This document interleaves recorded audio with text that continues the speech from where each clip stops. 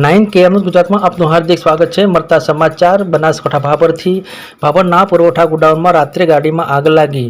પાલનપુરથી ઘઉં ભરીને ગોડાઉનમાં ખાલી કરવા આવેલ ગાડીમાં મોડી રાત્રે આગ લાગી। ગાડીમાં આગ લાગતા અફડાતફડી મચી જવા પામી। પાલનપુરના ફાયર ફાઇટર દ્વારા પાણીનો મારો ચલાવી આગ કાબૂમાં આવી।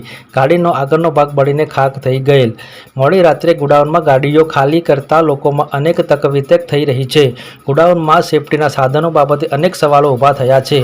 આ બાબતે ગોડાઉન મેનેજર ડીસી ઠાકોરે જણાવ્યું હતું કે મોડી રાત્રે ખાલી ગાડીમાં શોર્ટ સર્કિટના કારણે આગ લાગી હતી। ગોડાઉનમાં કોઈ નુકસાન થયેલ નથી। વિશેષ માહિતી પોચાજી વાઘેલા, બાબર, બનાસકાંઠા જિલ્લા બ્યુરો ચીફ। એ બાબતે શું કહેશો? જો કે ગાડી અહીંયા રાત્રે ખાલી પડી હતી અને એમાં 11 સવા 11 જેવો વાયરિંગના શોર્ટ સર્કિટના કારણે આગ લાગેલ છે અને બિલકુલ સરકારી અનાજ કે કોઈ પણ પ્રકારનું કોઈ નુકસાન થયેલ નહીં, ફક્ત ગાડીનું નુકસાન છે।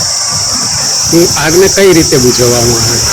ગાડી જ્યારે આગ લાગી ત્યારે અહીંયા મને જાણ કરવામાં આવી। હું ફટાફટ અહીંયા આપણે નગરપાલિકાનો સંપર્ક કરી અને નગરપાલિકાના ફાયર ટીમને સંપર્ક કરી અને ઇમરજન્સીમાં અહીંયા આવી અને એને ઉભવામાં આવી। આપણે કઈ અહીંયા ફાયર સેફટીના સાધનો રાખવામાં આવે છે ગોડાઉન?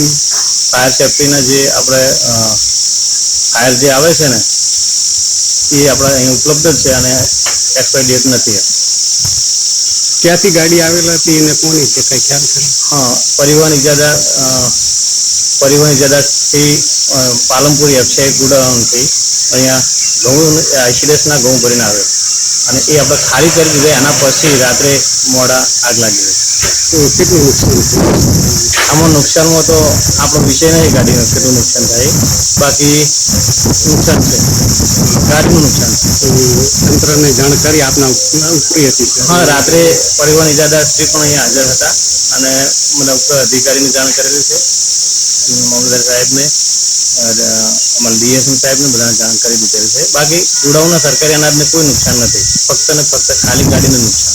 આપનું નામ ના ડીસી ઠાકોર, ગોડાઉન મેનેજર।